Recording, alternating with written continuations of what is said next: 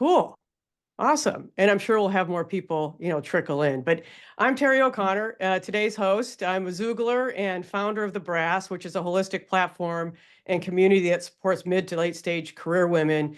And one way that we do that is through coaching and advising women on how to make bold transitions. And today's guest is Archana Mishra. She goes by Archie. Archie's also a Xoogler and founder of Greenscape Designs. And Archie and I go way back. She's a dear friend, and we were colleagues at Google, and we've known each other for over a decade. We work closely in recruiting, and one of the projects we worked on was Google Fiber, which some of you may have heard of. And we've had many discussions over the years about entrepreneurship and starting our own companies, our own businesses. And, at one point, we even traveled to Hong Kong together to go to the Asia World Expo to explore our product ideas. So she's had an impressive career in talent acquisition as a leader, leading teams at Google, as well as startups and at PayPal. You'll hear more about that. You'll also hear about Archie's challenges and overcoming fears, about having a business and going from corporate to entrepreneurial life, some pivotal moments. She'll share practical tips and techniques about her journey. And, before we jump into, I want to just acknowledge some of the themes that you all really wanted to hear about were like, what are the biggest challenges and what are the lessons and insights on starting a business? Like, what are some key things that you need to be thinking about? And fear was a really important theme that what came up in the entry form as well. There are many, right? There's financial fears, there's fear of failure, there's, how am I going to find clients? What are the risks involved? And then where do we start? Another really good topic that I think is a topic for later, because it's so deep and rich, is funding. How do I fund my venture? How do I choose a team of advisors, like legal advisors, financial advisors, a co-founder? If you're in that place where you want to have an enterprise where you want a co-founder, these are all really great questions. We'll touch on some of them, and I'll also provide a one-pager for anything that we talked about in a summary. But Archie, how are you? Fantastic. Thank you so much, Terry. That was a powerful introduction, and I love how you put it all together. So I'm super excited to be here.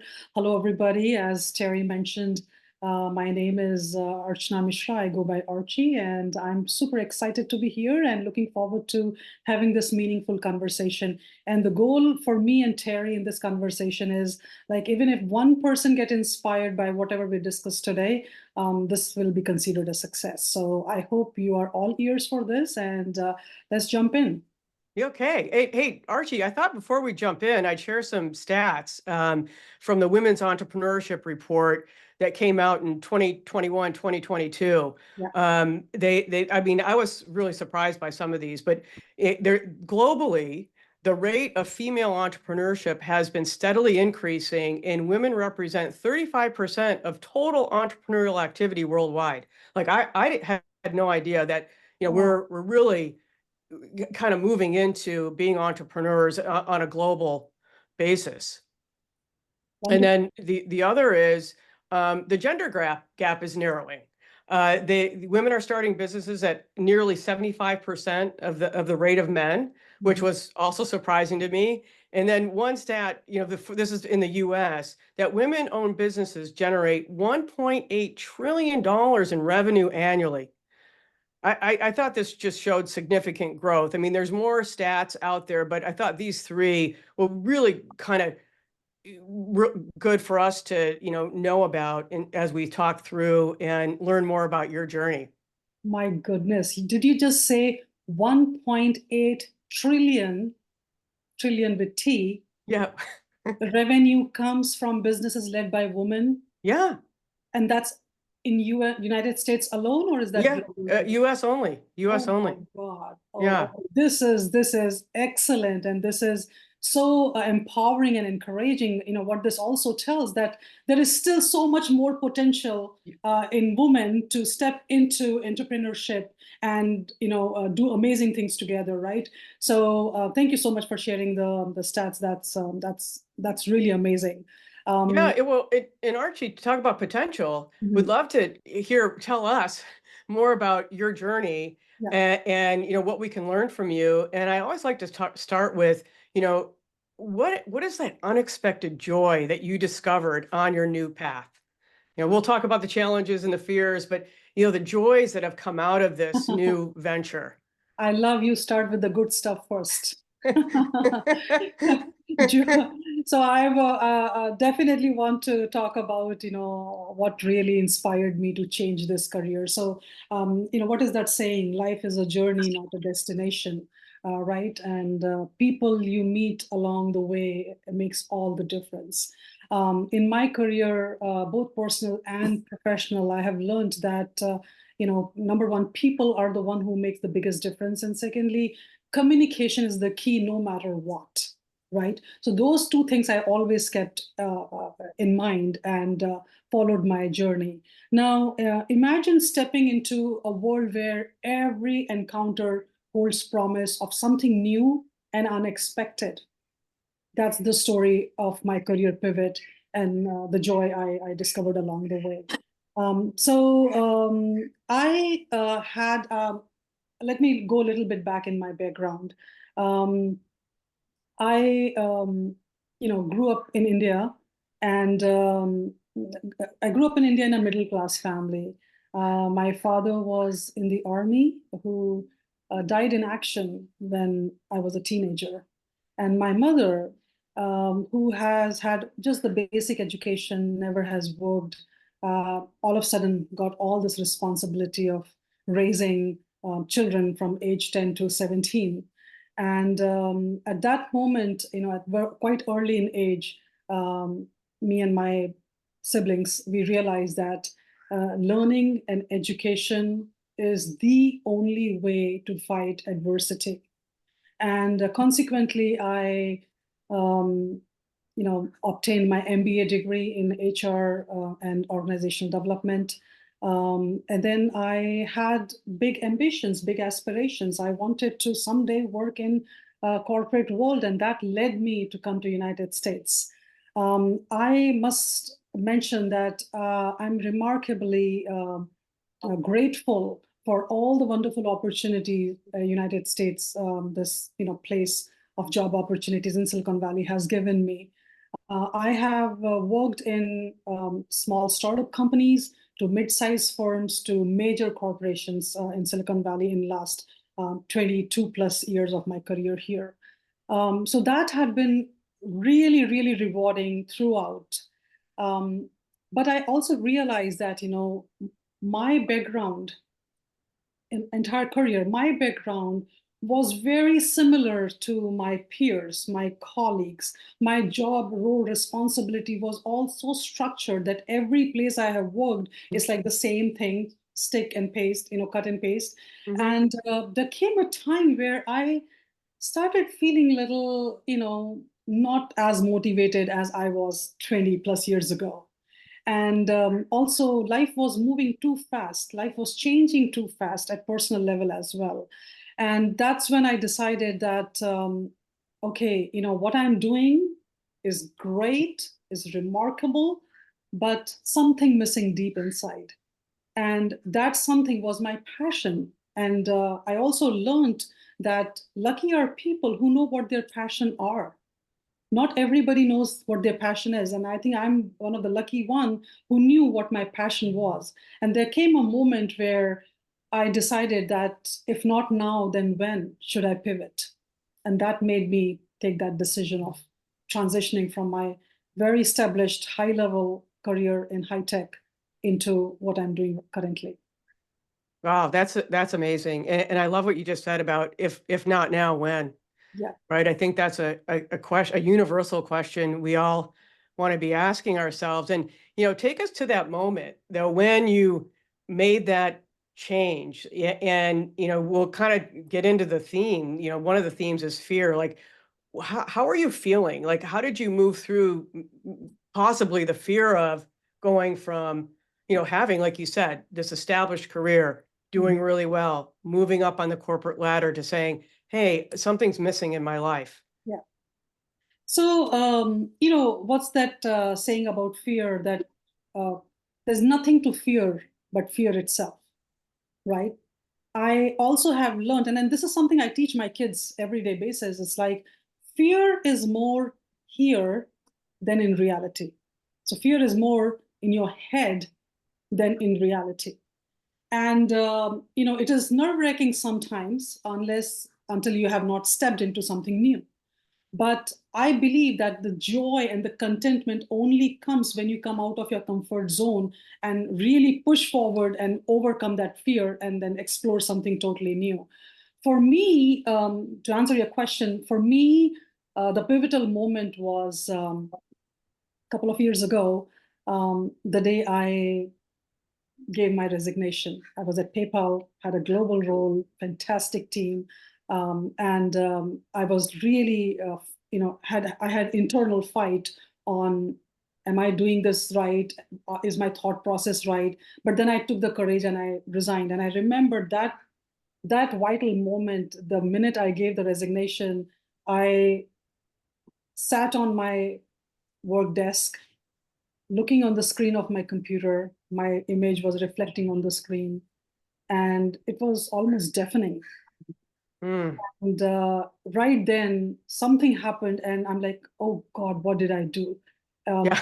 is this the right thing? Oh, can I go back?" And so I was like completely lost at that moment. And I'm sure everyone goes through that moment sometime in your life, right?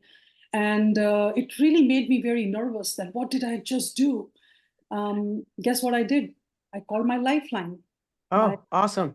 and my lifeline is my mother back in India. And again, the same woman who have not had formal education like us, who have never worked in any companies. She has no professional experience. She doesn't even know how corporate world works. She only knows that I work somewhere. That's it. She doesn't know. And but the thing that she has that did not have was wisdom. Mm, So when I talked to my mom and I told her that, I feel like I think I made a terrible mistake in my life, and I almost got overwhelmed by that emotion. And she said something profound. She said, Archie, take a moment, go back in life and think of yourself when you were 13 years old or 14 years old. You had nothing. You had no financial background. You had no educational background. When you lost your father, you guys had nothing. But one thing you had was confidence.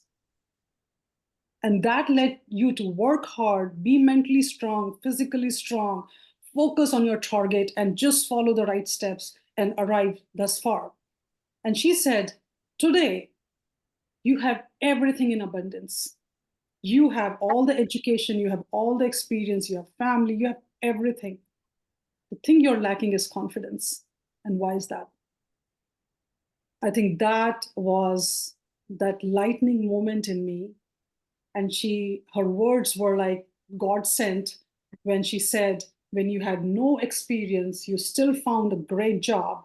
Now, with all the experience, what makes you think that you cannot make an impact? wow, that's Right. amazing.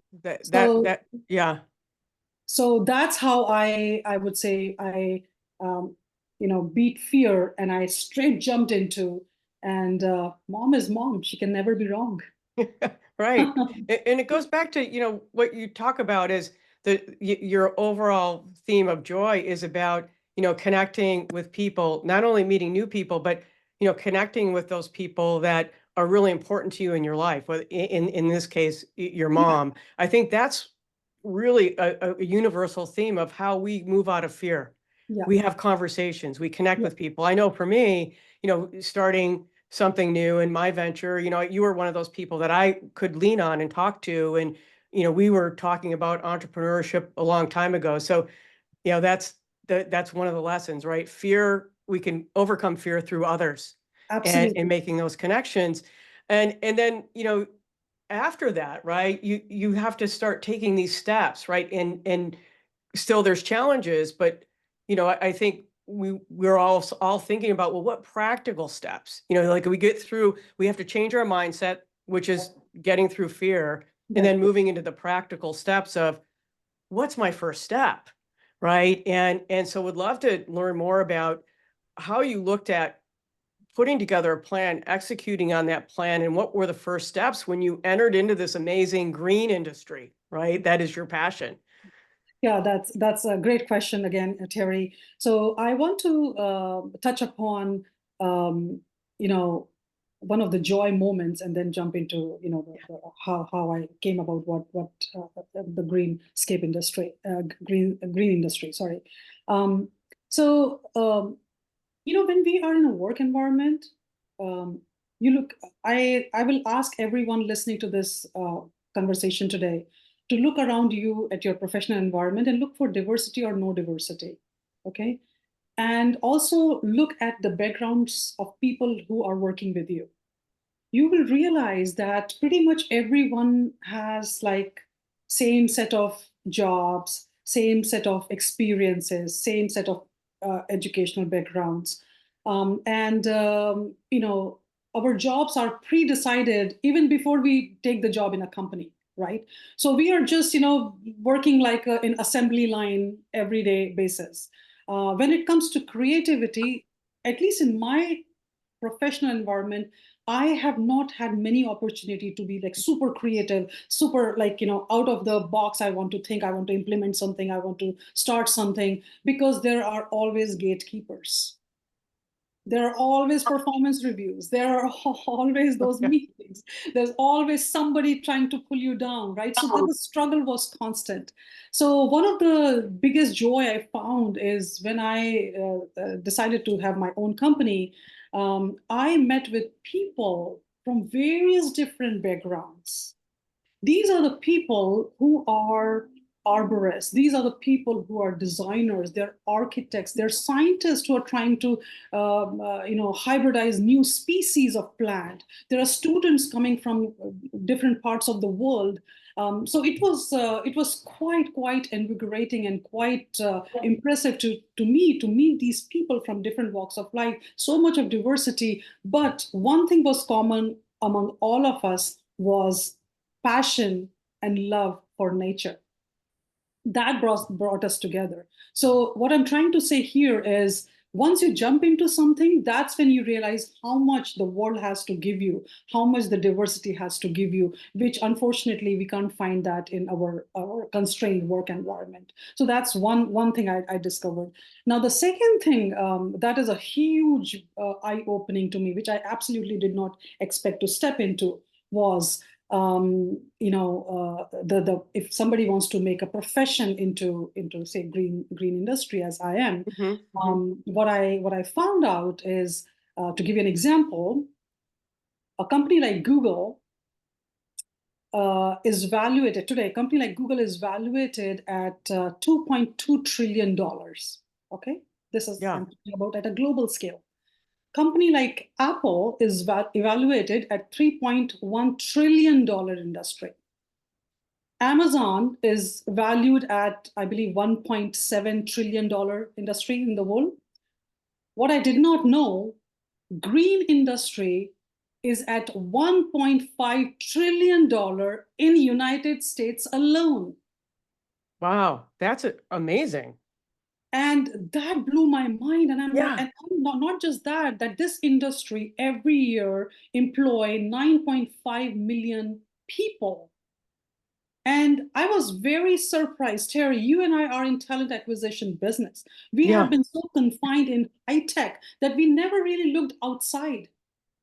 And I realized that how did I never knew about it? So while I was very surprised and a little bit upset with my own self, saying that I claim that I'm interested, I mean, green, gardening and taking care of nature is my passion, but how did I not know these stats?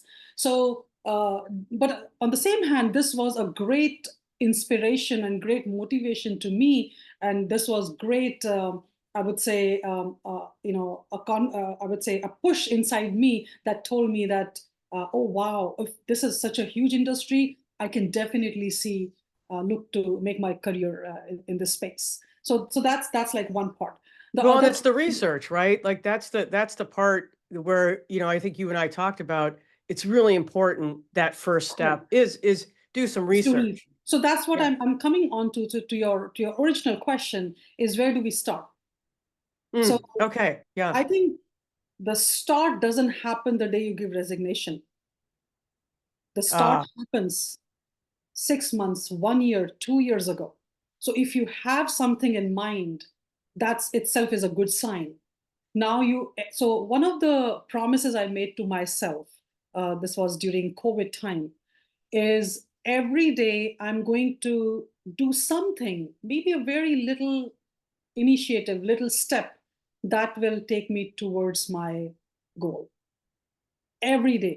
It could be just sending a LinkedIn invitation. It could be emailing someone. It could be calling the county office to inquire for some information. Hmm. It could be researching online to find out, okay, I want to be a designer. I want to start my own company. And, what kind of education I need? What is the backgrounds of people doing the same business in this area?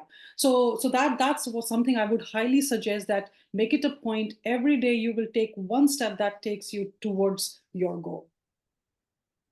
Yeah. That is really, it sounds practical and simple, but I love hearing it again, right? It just, what's that one thing when you wake up that's going to get you closer? And I know you talked about transferable skills. Like we're really surprised when you start getting into the process of doing something different and making a bold change, you start realizing that you have all these really amazing skills. And You just read my mind, and I really want to share with the oh audience. yeah, would love to This hear. was Yeah. so actually this was the third surprise. One I already talked about, finding interesting people. The second I shared the data about green industry, the revenue. The third interesting aspect I discovered is everything. All of these audience today, everything you have learned in your professional career is 100% transferable into Yeah. anything new you will do. So you do not need any special training other than like some area. Like to give you an example, when I had my first client signed up, I had to send them an estimate. And I'm like, where do I start? Like, what? I never learned to create an estimate for the client. So that's where I stumbled, and I had to talk to some experts and research some. And then I really I feel at that moment I'm like, wow, this is what I never learned. I mean, I learned how to make great presentations. I knew project management. I learned to lead teams and delegate stuff. But wow, okay, I don't know. So definitely there's a learning curve every now and then, but 75% of your skills are easily transferable. So that should give confidence to anybody who is looking to pursue new career. Yeah, that's a really good point. And I've kind of experienced that myself, but we don't really, I think when we go into something new, sort of that fear sets in and says, "Oh my gosh, I don't know anything," which, in some way it's healthy to have respect for and be humble about, well, I need to learn. And we always want to be curious and learning, but we also have to really acknowledge that we know stuff. We Yeah. actually really know something. And one of the things that I know we talked a little bit about, but it has to do with this transferable skills and really kind of acknowledging that we can do something new and start from scratch. Right. Is this whole idea of like some of the lessons and insights you've learned, and how it going into a new venture changed your identity, because we all show up at work with a role, with an identity, and we put that outfit on and we show up in a certain way, and would love to hear more about how, like, kind of from the inside and the outside, your identity changed, or maybe you became more of yourself. Um, yes, Terry, I must say that I feel myself like a brand new person. In short, that's what I would say. Wow. I so in my family, I'm the woman, and I have a husband, I have two teenage boys, and I have a dog who is also a male. So I'm the only woman, a woman of the house. So, and all four of them are so attached to me that if I'm not happy, they're not happy.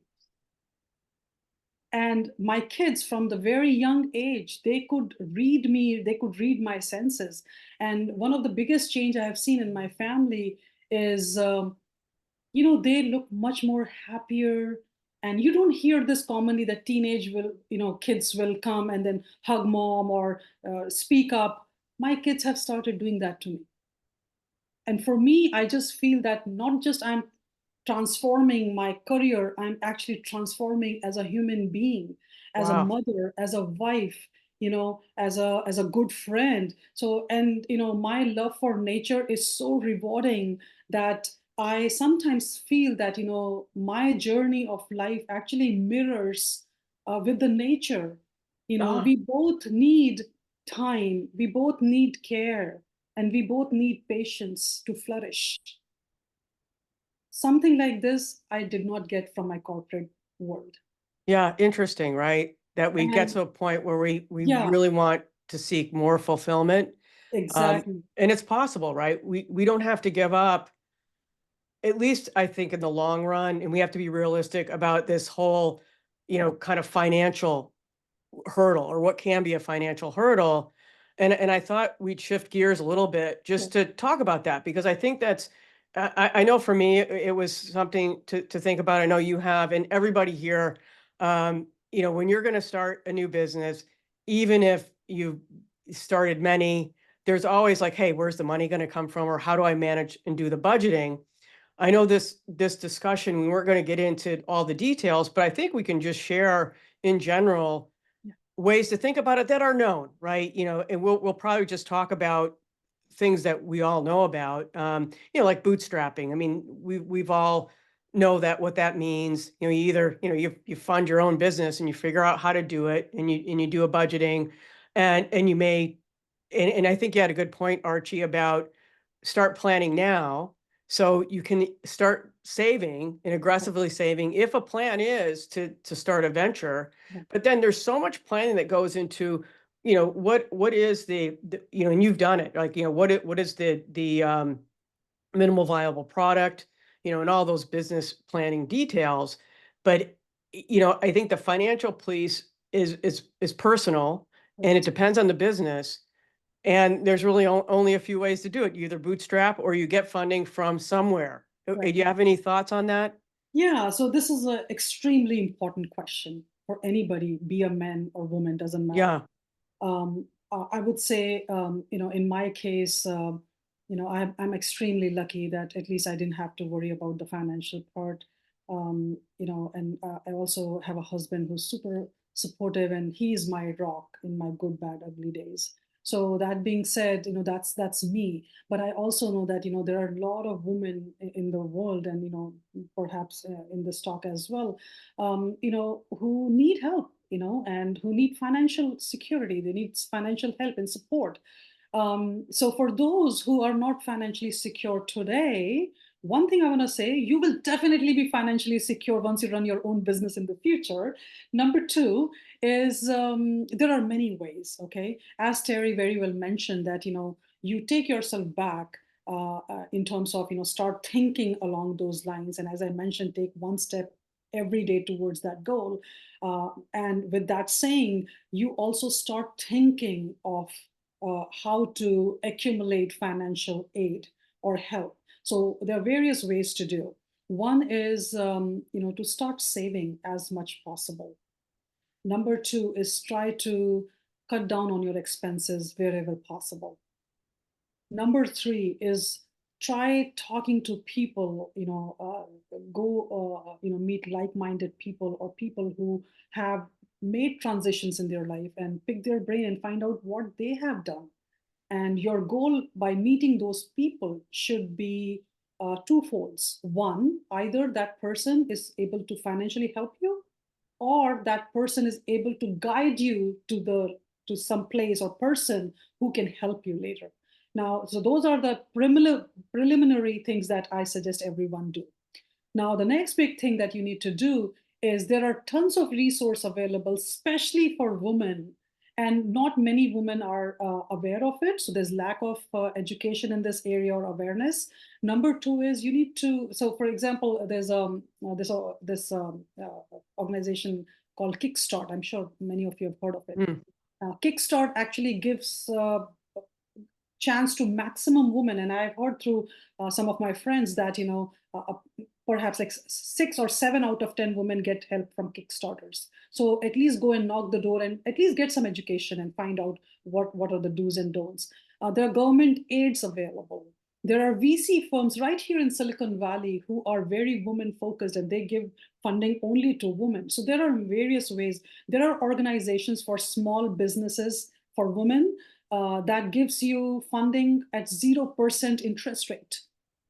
So I personally believe that funding is not as big an issue in the beginning as the idea or product itself. So Yeah. once you have your business idea, your business acumen, your product all straightened up, you have your business plan in hand, you can go to 10 different places, and I guarantee you, you will get some kind of funding or the other. Yeah. So Great. please do not worry about the funding part, because there are resources available in United States, in Silicon Valley, or perhaps in wherever you're logging in your country as well. Yeah, that's great. And it takes planning and like you said, doing some research. Yeah, but thanks for your view on that.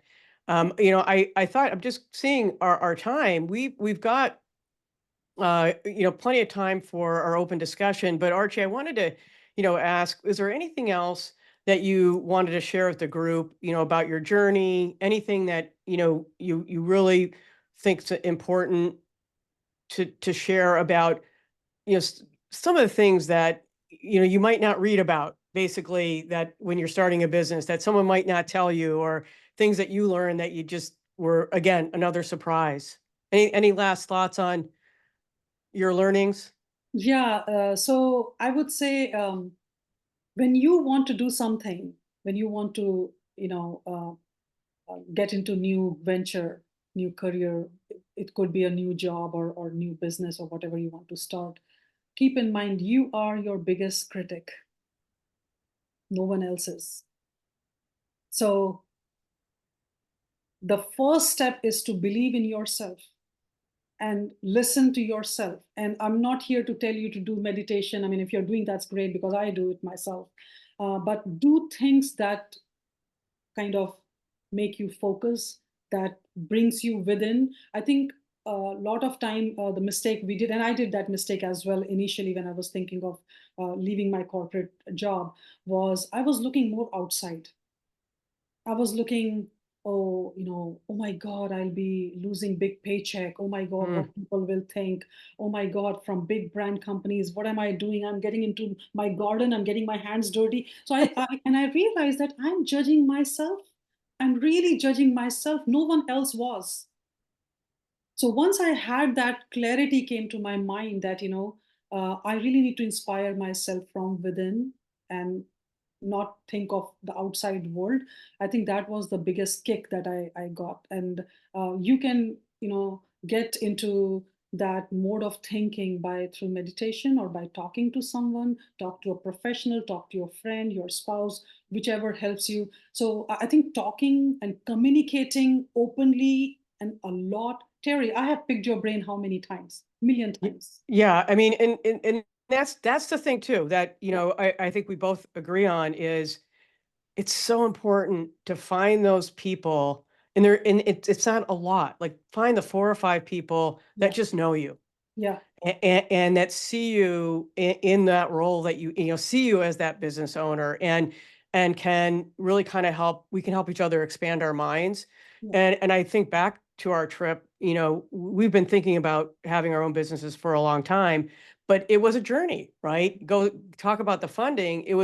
That wasn't really what we talked about. It was more like, well, what are we actually going to bring to the world yeah, that can be helpful, correct. that would make a difference, that people would really need or want, that has some value, and that goes into, like, this whole idea of having a mission and a purpose, um, and really doing something that's meaningful. I thought I'd open it up for our discussion. Are we ready? We have like 20 minutes, so would love for, if you want to, everyone come off mute. I did put some people on mute, sorry, because there was just some background noise. But if you want to come off mute, if anybody has a question, feel free to just introduce yourself and tell us, what you're thinking and ask a question, and we'll be able to answer those. So let's just have an open conversation. Anybody have any questions? I can start. Great. Hi, how are you? Good. Hi, Terry and Archana. I think we've kind of crossed paths at Google some point. Yeah. Terry, I've heard your previous talks as well. So this was amazing. Archana, you and I share a similar background. Fauji brat from India, sitting here, we've gone through so many different things in life. My question is, so I was impacted by the Google layoffs last year, again, recruiting team. So I am currently, in that fix or dilemma. I am inclining more not to go back to 9 to 5.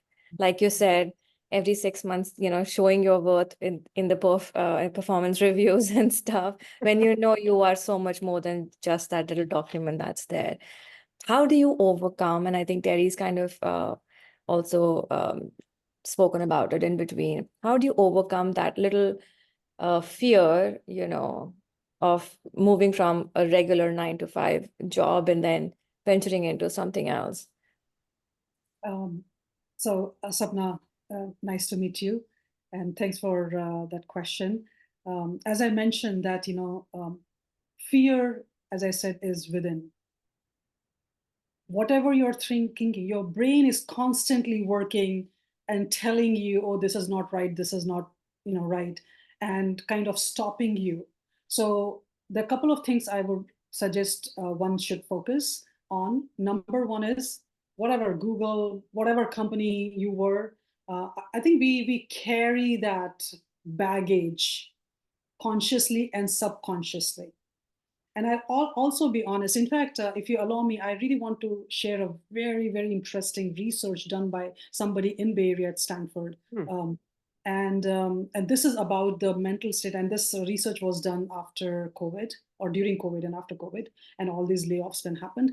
So especially people who come from big brand companies actually have harder time when they lose their jobs to cope. Because what happens, consciously or subconsciously, we have tagged ourselves, our identity with that brand. And what happens when we are in the role, when we are, we are a beautiful face to the world because we are attached, we are part of that big brand, and we became the identity, right? And as soon that job is gone, we feel like, we are nowhere and we are lost. And that really affects, and I'm not saying this happens to everyone, but it happens to a lot of people. I have had cases where people have gone into deep depression. People have become sick. And I will not name, when Terry and I were in Google Fiber working together, there was one instance of a lady who actually locked herself in her apartment for over a month, did not come out because she lost her job at Google. So having that said, I think the number one step is to completely disconnect from past. That's over, that's done. Number two, really take good care of your mental health and physical health. What I did, the day I resigned, the same week, I took annual membership at Bay Club. And I started going and exercising and doing things to stabilize myself. So I think losing a job and stepping right into another career, I don't think that's the best way.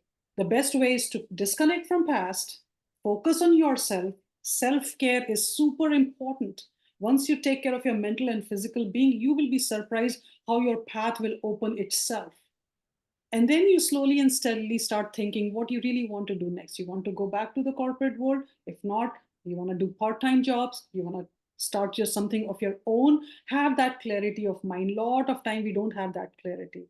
So having that clarity of mind is super important, and it will be a very bold decision as well.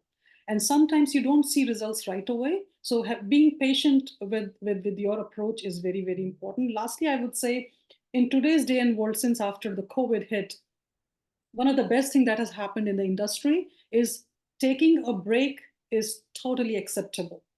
Yes, that's a really good point. Yeah. Working from home is totally acceptable.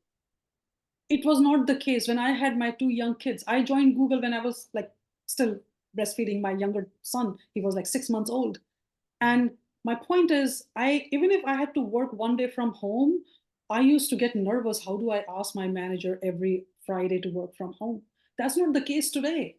So there are a lot of good things that has happened, and we should all take advantage of that. So yes, have that clarity in mind and take some break if needed. That's totally acceptable in today's day and world. That's what I would say. That's great, Archie. Neha, thank you so much for asking that question. And, so we're talking about, mental well-being and taking care of ourselves. And what I thought I'd do, because, we really want to have this conversation where everyone feels like they can share. So I'm going to stop recording, if that's okay. So it just feels like a more open conversation. We don't have to worry Awesome. about, talking about some of our fears, right? And asking questions on that. So is everybody okay with me stopping the recording? Okay, great. Thank you.